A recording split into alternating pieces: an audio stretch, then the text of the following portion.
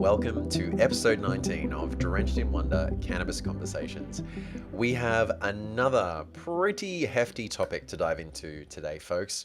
It's one where there is a lot of debate around a highly contentious topic, and a topic, as always, to be treated with a great deal of care. What am I talking about? Driving with cannabis.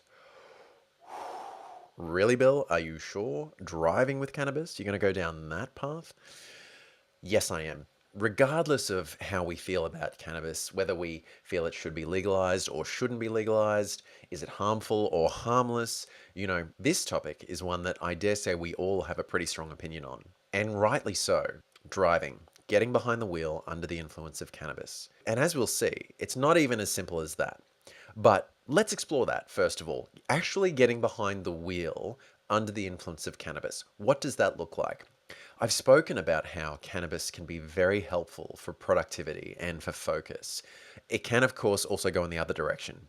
But looking at it from the perspective of focus, some people say that cannabis actually helps their driving ability. In a way, I can see how this would happen because what I've found for me is that cannabis actually makes me a more responsible human. There's this joke around getting pulled over by the police that if you're going too fast, then it's alcohol.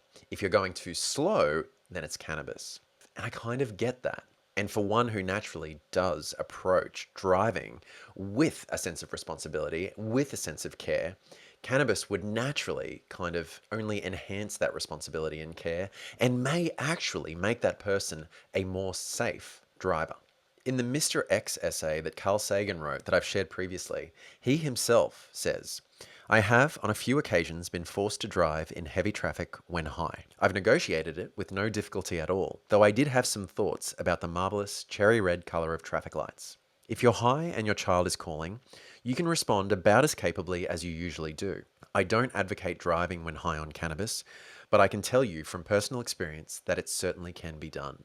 Now, of course, on the flip side of that, as I've spoken about and kind of through my experience, I find that cannabis allows me to connect dots. My mind is kind of constantly exploring and searching, sparking with ideas. And this can be a distracting thing. And that is my personal concern with driving, is that the mind may drift. So driving under the influence of cannabis, no. We are simply holding too much responsibility if we choose to do that. Now, here's the rub of the whole thing. THC, which is the main psychoactive compound within cannabis, it stays in our system and it can show up on roadside drug tests long after the effects have disappeared. And currently in Australia, certainly within Victoria, where I'm based, it is a blanket rule that it is illegal to drive with any level of detectable THC in your system and can lead to a not insignificant penalty, can lead to loss of license, even for people who've been medically prescribed cannabis. It's the same for them too. How long does it take THC to leave your system? Up to 30 days. Wow. And so it is still possible that weeks after the effects have disappeared, one could still test positively for THC in their system. Now, obviously, driving during a high, not a good idea, in my opinion, but there is an obvious difference between presence of THC in the system versus impairment from THC in the system. And that, currently in May 2025, is the big challenge that cannabis users, both legally and illegally, are facing. Every time we ingest cannabis and we enjoy a 2-hour high, does that really reset the clock so that we cannot drive for another 30 days? How do we get around this individually? How do I get around this? Well, for me, I'm fortunately in a place in Melbourne, Australia, where having a car is almost unnecessary.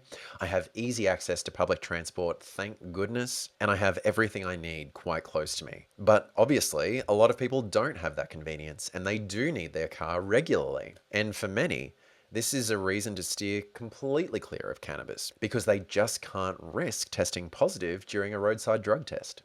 Many take the risk, of course, knowing that the effects have long since subsided, that they are not a danger to society, but still, they may test positive and they may face these not insignificant consequences. It's a tough one, needless to say, and fingers crossed we can find better ways to test actual impairment rather than simply presence in the system. I'm going to include a little information in the show notes below. Check it out if you're curious to find out more.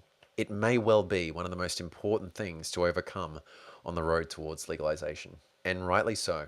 It's an understandably contentious issue. Friends, thank you for joining me for this conversation. Clearly, this is one that's going to keep on going. Let's keep having it. Let's keep talking about it. Join me for the next episode, which will be episode 20, and we'll be down to our final 5.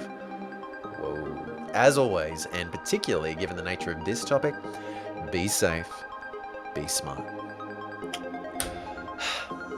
See you soon.